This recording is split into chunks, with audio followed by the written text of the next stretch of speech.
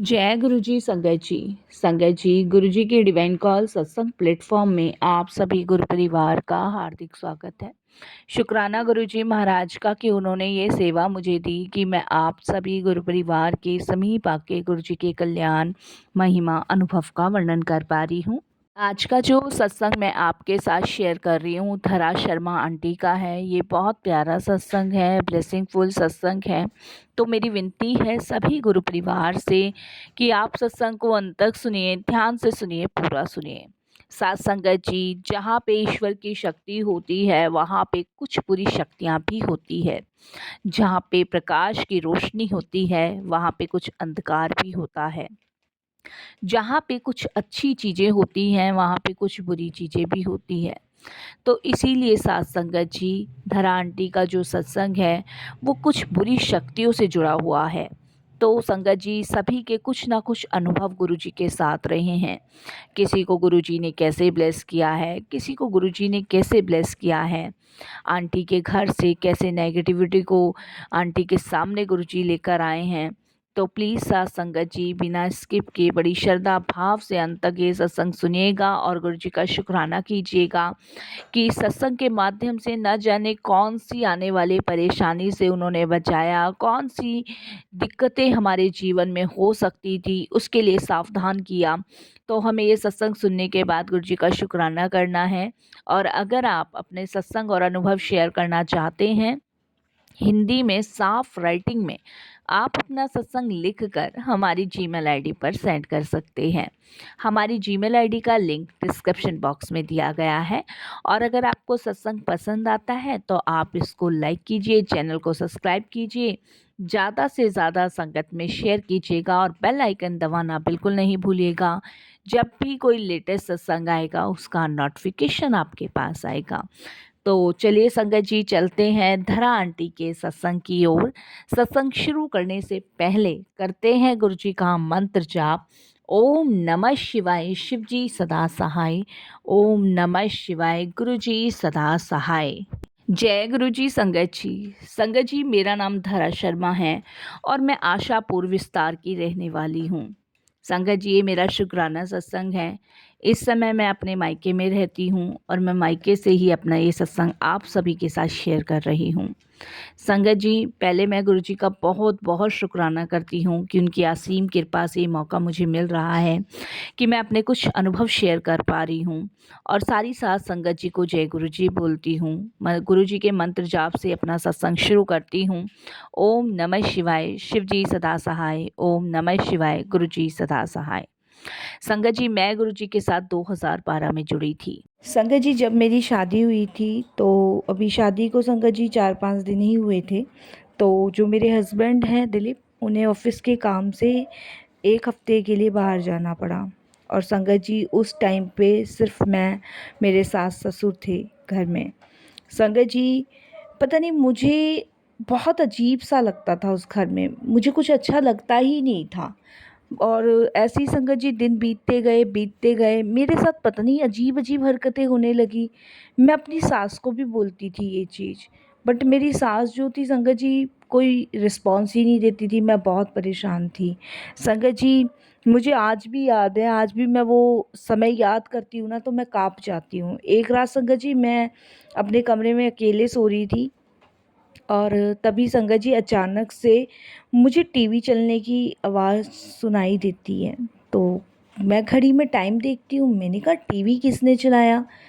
तो घड़ी में संगत जी करीबन 1:30 बज रहा था।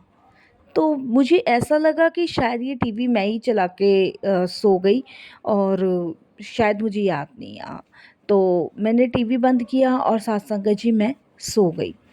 उसके बाद संगत जी, मेरे हस्बैंड जो थे 1 हफ्ते का कह के गए थे, उन्हें 2-3 महीने लग गए। संगत जी, 2-3 महीने से वो घर नहीं लौटे थे और मैं उनको फ़ोन पे कहती भी थी कि आप कब आओगे, तो कोई ना कोई बहाना मारते रहते थे। सास भी मुझे कुछ बताती नहीं थी, ससुर का भी यही था। मेरे फैमिली वाले भी पूछते थे तो उनको भी वो लोग यही जवाब देते थे कि भई काम का सिलसिला है, दुबई में नौकरी है और ऐसे तो फिर नौकरी खतरे में पड़ सकती है। तो मेरे फैमिली वाले भी संगत जी फिर इस चीज़ पे कोई रिस्पॉन्स नहीं देते थे। लेकिन मुझे समझ नहीं आ रहा था संगत जी कि आखिर मेरे साथ हो क्यों रहा है सब कुछ। मेरे साथ अजीब अजीब हरकतें होती थी संगत जी। जैसे संगत जी, एक रात मैं सो रही थी और मुझे ऐसा लगा जैसे कोई मेरे पीछे बैठा हुआ है। और संगत जी, मेरे को ऐसे कुछ अजीब सा लगा, जैसे अब गद्दा जो होता है, गद्दे पे संगत जी बैठने का मुझे ऐसे लगा जैसे कोई मेरे पीछे बैठा है। और जैसे ही मैंने पीछे मुड़ के देखा तो संगत जी कोई भी नहीं था। और फिर उसके बाद संगत जी मुझे थोड़ी देर बाद महसूस हुआ कि मेरी दूसरी बगल की साइड में कोई मेरे साथ लेटा हुआ है। संगत जी, फिर से मुझे अजीब सा लगा और मुझे संगत जी कमरे के अंदर किसी के मौजूद होने का एहसास हो रहा था। बार बार मुझे ऐसा लग रहा था कि कोई तो है। और संगत जी, मैं आपको बता नहीं सकती उस समय मैं इतनी डरी हुई थी, इतनी सहमी हुई थी कि मैं आपको बता नहीं सकती। बहुत सहमी हुई, डरी हुई थी। और डर की वजह से संगत जी मैंने उस दिन कोई करवट भी नहीं ली, मैं एक करवट पे ही लेटी रही और मुझे उस दिन पूरी रात नींद। इस चीज़ का डिस्कशन संगत जी मैंने अपने हस्बैंड दिलीप से भी किया, बट संगत जी उनको तो बस अपने काम से ही फुर्सत नहीं थी। और वो कहने लगे कि कहाँ तुम भी इन सब चीज़ों में पड़ रही हो, ऐसा कुछ भी नहीं है। और संगत जी उन्होंने मेरी बात को हंसी में टाल दिया। फिर संगत जी मैंने अपनी सास से ये बात कही और मेरी सास कहने लगी ये कुछ नहीं है, ये तुम्हारे वहम है, ऐसा कुछ भी नहीं है। संगत जी, दिन पर दिन मुझे ऐसा लग रहा था कि मैं बहुत वीक फील कर रही हूँ अपने आप को। मुझे संगत जी कुछ भी घर के अंदर अच्छा नहीं लगता था, किसी काम में मेरा मन नहीं लगता था। फिर संगत जी धीरे धीरे मैं बीमार पड़ने लग गई और संगत जी मैं खुद को समझाने लगी कि ये मेरा वहम है या फिर ये हकीकत है, कुछ समझ नहीं आ रहा था। मैंने संगत जी हनुमान चालीसा का पाठ करना शुरू किया। मैं संगत जी दुर्गा चालीसा भी पढ़ती थी, लेकिन कुछ भी नहीं हो रहा था। मुझे लगा कि कहीं कुछ गलत चीज़ तो नहीं है इस घर में, बट कुछ भी नहीं हो रहा था। फिर संगत जी कुछ दिन बाद ऐसा मेरे साथ हुआ कि मैं आपको बता नहीं सकती, कि मेरे रोंगटे खड़े हो जाते हैं। आज भी मैं ये सत्संग आपके साथ शेयर कर रही हूँ और कभी भी करती हूँ तब भी। संगत जी, एक दिन मैं आराम से संगत जी घर का सारा काम करके और दोपहर के समय संगत जी मैं लेटने अपने रूम में गई। जैसी संगत जी मैं लेटी, वैसी संगत जी मुझे ऐसा लगा जैसे कि कोई परछाई है और वो मेरे सामने खड़ी है बिल्कुल। और संगत जी काली कलर की वो परछाई थी, ज़मीन से लेके और उसका सर संगत जी ऊपर की दीवार तक लग रहा था और आँखों में काले-काले गड्ढे थे। संगत जी ये देख कर मैं एकदम से चिल्ला उठी। संगत जी जब मैं चिल्लाई तो मेरे सास-ससुर संगत जी बिल्कुल भागे-भागे मेरे कमरे में आए मेरी आवाज़ सुन के। संगत जी मैं इतनी डरी हुई और इतनी मतलब खौफ़नाक हो चुकी थी, बस पूछो मत। मैं उसको देख के इतना घबरा गई। मेरी सासुर ने संगत जी ये कहना शुरू कर दिया कि ये शायद पागल हो चुकी है। संगत जी मेरे सास-ससुर ने मुझे पागल का नाम घोषित कर दिया, लेकिन संगत जी मैं पागल नहीं हुई थी। जो मेरे साथ हो रहा था वही मैं उनको बताने की कोशिश कर रही थी, पर वो लोग नहीं समझ रहे थे। मेरे दिल की धड़कन इतनी तेज़ उस समय हो गई थी, मैं इतनी घबरा गई थी कि मैं आपको बता नहीं सकती। संगत जी उसके बाद मैंने एक तकिया उठाकर संगत जी उस परछाई की तरफ फेंका और संगत जी वो परछाई तो उस समय भाग गई, लेकिन टेबल के ऊपर एक कांच का बॉल रखा था, वो टूट के गिर गया। मेरे ससुर ने एकदम से चिल्लाकर मेरे ऊपर हाथ उठाया। उन्होंने बोला पागल कहीं की, घर में जब से आई है तब से अशांति मचा रखी है, कभी कुछ। इस घर में हम इतने टाइम से रह रहे हैं, इस घर में हमने तो कोई भूत प्रेत नहीं देखा है, जब से आई है तब से ये हाल मचा रखा है। संगत जी उन्होंने मेरे फैमिली वालों को बुलाया। मेरे फैमिली वालों के सामने संगत जी उन्होंने ये सब चीज़ें कहनी शुरू कर दी कि ये है, वो है, इसने ऐसे कर रखा है। संगत जी बस मैं आपको बता नहीं सकती कि उस समय मैं किसी के सामने कुछ नहीं कह पा रही थी, किसी के सामने भी। फिर संगत जी मेरे पेरेंट्स जो है मुझे समझा के गए कि गलत है, ऐसे नहीं करना चाहिए। लेकिन संगत जी मेरे साथ सब कुछ हो ही रहा था उस घर में। उसके बाद संगत जी कुछ टाइम बाद फिर से मेरे साथ ऐसा ही हुआ और संगत जी मैं आपको बता नहीं सकती, उस समय तो मैं बिल्कुल बेहोश ही हो गई थी। और संगत जी, क्योंकि मेरी परेशानियां और मेरी दिक्कतों को कोई भी समझने को तैयार नहीं था। संगत जी, मैं बहुत परेशान हो चुकी थी। मेरे हस्बैंड भी मेरी बात नहीं सुनते थे और उनको तो संगत जी करते करते 6 महीने हो गए थे। 6 महीने से वो संगत जी ये समझ लो आए ही नहीं थे लौट के। मैं बता नहीं सकती कि मेरा क्या हाल हो रहा था। संगत जी, फिर से मेरा जब ये हाल हुआ तो मैं बेहोश हुई, मेरे को हॉस्पिटल में एडमिट किया गया। हॉस्पिटल में संगत जी डॉक्टरों ने ये बता दिया कि मेरा जो बीपी है वो लो हो चुका है और मैं संगत जी बहुत ज़्यादा वीक अपने आप को फ़ील कर ही रही थी और डॉक्टरों का कहना था कि इनके शरीर में कुछ भी नहीं बचा है। संगत जी, उसके बाद मेरे सास-ससुर ने मुझे रखने को मना कर दिया। उन्होंने कहा कि हम रख के क्या करेंगे, जब इसका पति ही नहीं आता है तो, और हम दिलीप को बुला नहीं सकते, उसकी नौकरी का सवाल है। तुम अपने मायके जाकर रह लो। ये संगत जी उन्होंने मुझे कहा। इस बात पे काफ़ी झगड़ा भी हुआ मेरे पेरेंट्स के साथ उनका, लेकिन संगत जी मैं चाहती थी कि मैं अपने ससुराल में ना रहूं, क्योंकि संगत जी इस तरीके से तो मैं मर ही जाती जिस तरीके से मेरे वहाँ पे हालात थे। संगत जी, मैं पर मेरे समझ से बाहर था कि आखिर ये सब मेरे साथ क्यों हो रहा है, किस लिए हो रहा है और क्यों हुआ, मुझे कुछ समझ नहीं आ रहा था। मैं अपने आप मायके आके रहने लगी संगत जी। जब मैं मायके आने के रहने लगी तो मेरी मौसी ने मुझे गुरुजी से जोड़ा, क्योंकि मायके में मैं दुखी रहती थी, परेशान रहती थी, वीक फ़ील कर रही थी, बीमार हो चुकी थी। तो मैं कुछ टाइम अपनी मौसी के घर गई, जो कि संगत जी दिल्ली में रहते हैं और वो गुरुजी को मानती हैं।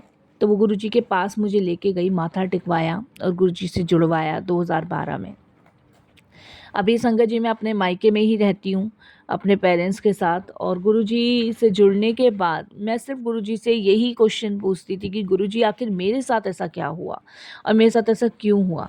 संगत जी, गुरुजी ने मुझे ये ड्रीम में दिखाया कि मेरे हस्बैंड की जो थी वो पहले भी शादी हो चुकी थी, और संगत जी मेरे जो सास ससुर हैं वो बहुत दहेज के लालची थे। उन्होंने मेरे हस्बैंड की पहली पत्नी को जहर देकर संगत जी मार दिया था। इस चीज़ का मुकदमा भी मेरे हस्बैंड पे चल रहा था, जिसके कारण संगत जी वो विदेश थे। बदनामी के कारण ही संगत जी, उनके पिताजी और उनकी माँ इस घर में रहते थे जिसमें इन्होंने अपनी बहू को, पहली वाली को, जला के मारा था। संगत जी, ये बात गुरुजी ने मुझे ड्रीम में दिखाई और ये बात बिल्कुल सच ही निकली संगत जी, क्योंकि संगत जी मेरे हस्बैंड की पहले भी शादी हुई थी और उन्होंने दहेज के लालच में अपनी पत्नी को मार दिया था। संगत जी, अब जो भी था मुझे नहीं पता, लेकिन गुरुजी की लीला गुरुजी ही जाने, लेकिन उन्होंने मुझे बहुत बड़ी परेशानी, बहुत बड़ी विपदाओं से, जो भी मेरे शरीर के अंदर, जो भी मेरे दिल दिमाग में नेगेटिविटी थी वो निकाली। संगत जी, हमें लगता है कि ये कुछ बुरी शक्तियाँ प्रभाव नहीं करती, लेकिन प्रभाव करती हैं संगत जी। कहते हैं ना, किसी की मृत्यु आए बिना अगर उसको मार दो तो वो संगत जी मृत्यु, वो शरीर जो है अपनी मृत्यु का बदला लेती ही लेती है। संगत जी, वो तो मैं गुरुजी का शुक्र मनाती हूँ कि उन्होंने मुझे बचाया। जिस समय मैं अपने मायके आई थी संगत जी, मैं इतनी बीमार रहती थी, इतनी बीमार रहती थी कि मैं आपको बता नहीं सकती कि मैं पलंग से भी नहीं उठती थी। मुझे दिन रात संगत जी वही चीज़ें नज़र आती थी जो मुझे उस घर में दिखती थी। संगत जी, ये लगा लीजिए 2012 से आज 2025 हो गई, ना मेरे सास ससुर ने मेरी कोई सुध ली, ना मेरे पति ने मेरी सुध ली, ना हम उधर की तरफ गए। मेरे पापा ने साफ तौर पे संगत जी उन लोगों को मना कर दिया कि अब मैं अपनी बेटी वहाँ नहीं भेजूँगा। संगत जी, ये शादी मेरे फूफा जी ने करवाई थी और संगत जी फूफा जी को भी नहीं पता था कि मेरे हस्बैंड की दूसरी शादी हुई है। संगत जी, क्योंकि उन लोगों ने हमसे ये बात छुपाई और जल्दी-जल्दी ही उन्होंने शादी में, संगत जी 3 दिन के अंदर तो उन्होंने शादी कर ही दी थी। हमें लगा कि अच्छा परिवार है, छोटा परिवार है और लड़का जो है विदेश में नौकरी करता है, तो हमें इतना संगत जी कोई आभास ही नहीं हुआ। लेकिन हमें नहीं पता था कि इतना सब कुछ हमारे साथ होने जा रहा है। इन सब में किसी का कुछ नहीं गया, सबसे ज़्यादा संगत जी मेरी लाइफ ख़राब हुई। वो तो मैं अपने गुरुजी का बहुत शुक्र मनाती हूँ कि वो जीवन में आए, उन्होंने जीवन संवारा, उन्होंने मेरा हाथ थामा। उनकी असीम कृपा से मैं आज जीवित हूँ, उनकी असीम कृपा से ही मैं चल रही हूँ। शुक्राना गुरुजी, अनंतम शुक्राना, आपका कोटि कोटि दान शुक्राना करती हूँ। संगत जी, गुरुजी ने ना जाने कितना मेरा मार्गदर्शन किया, कितने मुझे चीज़ें गुरुजी ने ड्रीम में आके समझाई, दिखाई। वो मैंने बहुत सारी चीज़ें संजो के रख रखी जो मैं आज आप सभी के साथ शेयर कर रही हूँ। संगत जी, जब मैं 2012 में पहली बार गुरुजी के दरबार गई थी, तब संगत जी मैं वहाँ टिक ही नहीं पा रही थी। मैं वहाँ चिल्ला पड़ी थी।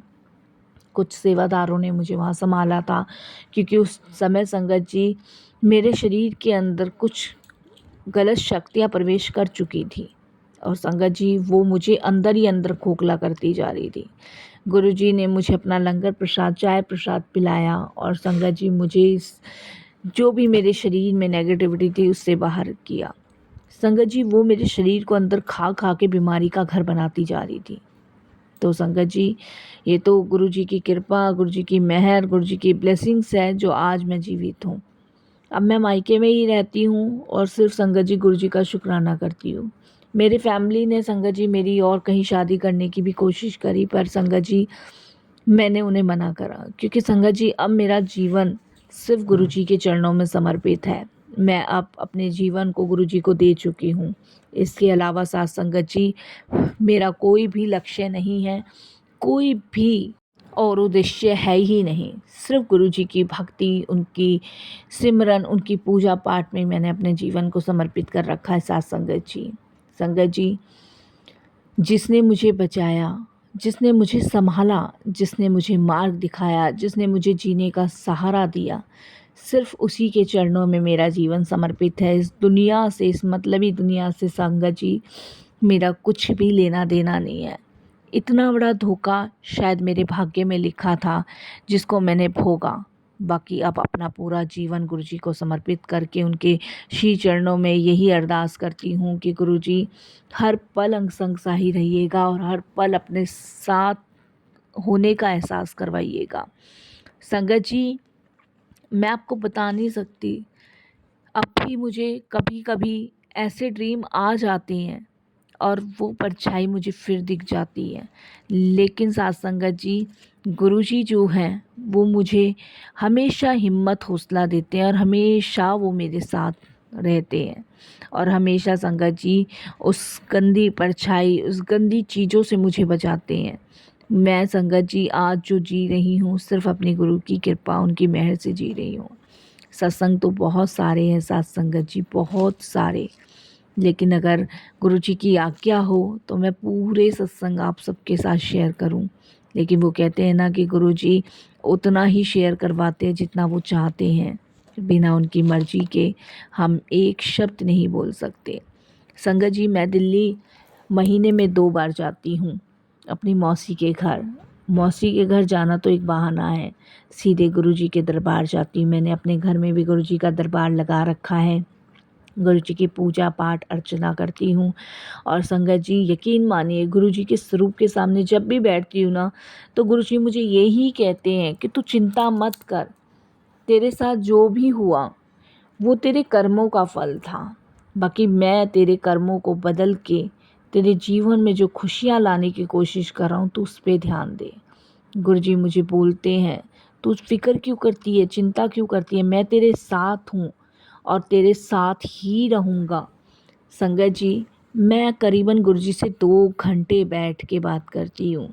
मेरा जीवन गुरुजी को समर्पित है और संगत जी मैं अब अपनी गुरुजी के लिए कविता भी लिख रही हूँ। संगत जी, वो कविता भी गुरुजी के चरणों में समर्पित है और ये भी गुरुजी ने ही मुझे बताया कि मैं अपने जीवन में एक और कार्य करूं, कविता लिखने का। तो संगत जी, गुरुजी की असीम कृपा से 2017 में मेरी गुरु कविता के नाम से बुक छपी थी, जिसे संगत जी गुरुजी ने आज्ञा दे के मुझसे करवाया। तो मैं शुक्राना शुक्राना शुक्राना करती हूँ गुरुजी का, बेहद शुक्राना करती हूँ। आज भी उन बुरी शक्ति से, उन बुरी चीज़ों से गुरुजी मुझे बचा रहे हैं। तो संगत जी इसके लिए गुरुजी का लख लख शुक्राना। दुनिया मुझे पागल कहती है साथ संगत जी, आप यकीन नहीं मानेंगे। मेरे मम्मी पापा को छोड़ के, मेरे भाई बहन को छोड़ के, मेरे कुछ अपने करीबी मुझे पागल कहते हैं। मेरे पास पड़ोस के लोग कहते हैं कि ये पागल है, पागल हो गई है।